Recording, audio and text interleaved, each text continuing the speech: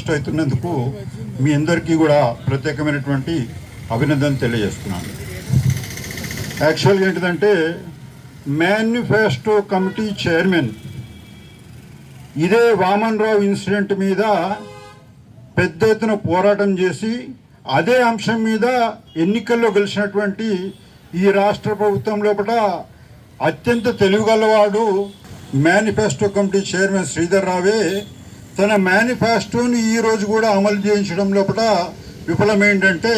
ఈ ప్రభుత్వం పనితీరు ఏ రకంగా ఉందనేటటువంటిది మనకు అర్థమవుతుంది. ఇప్పటికైనా కానీ తక్షణమే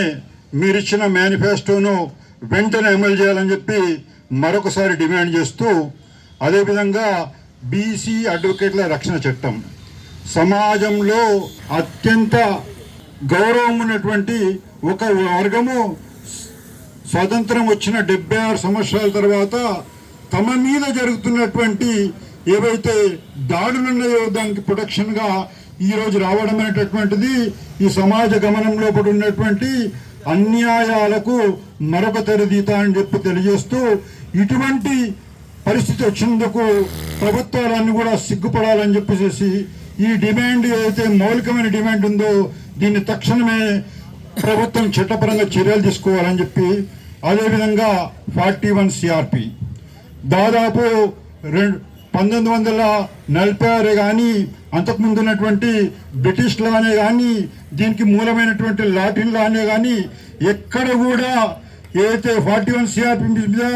ఏవైతే గైడ్ లైన్స్ ప్రాక్టీస్ ఉందో దానికి భిన్నంగా 2019 లోపల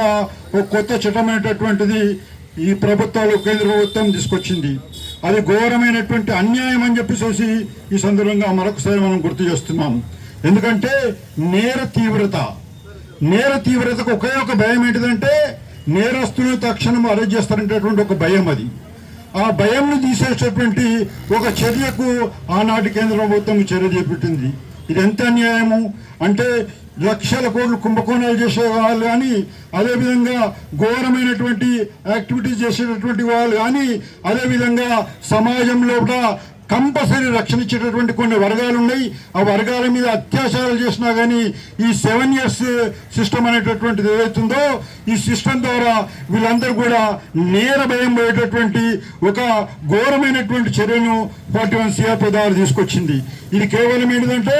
అడ్వకేట్లకు బెనిఫిట్ అనేటటువంటి కోణమే కాదు, నేరంలో ఉన్నటువంటి నేర తీవ్రత అనేటటువంటిది ఏదైతే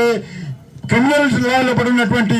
బేస్ కాన్సెప్ట్ని తీసేటటువంటి ఈ దుశ్చర్యకు ఆనాటి ప్రభుత్వం ఏదైతే పాల్పడిందో ఇప్పటికైనా కానీ దీన్ని పునఃసమీక్ష చేసుకొని గతంలో ఉన్నటువంటి స్టేటస్ కో పొజిషన్ తీసుకురావాలని చెప్పేసి ఈ సందర్భంగా డిమాండ్ చేస్తున్నాం. అదేవిధంగా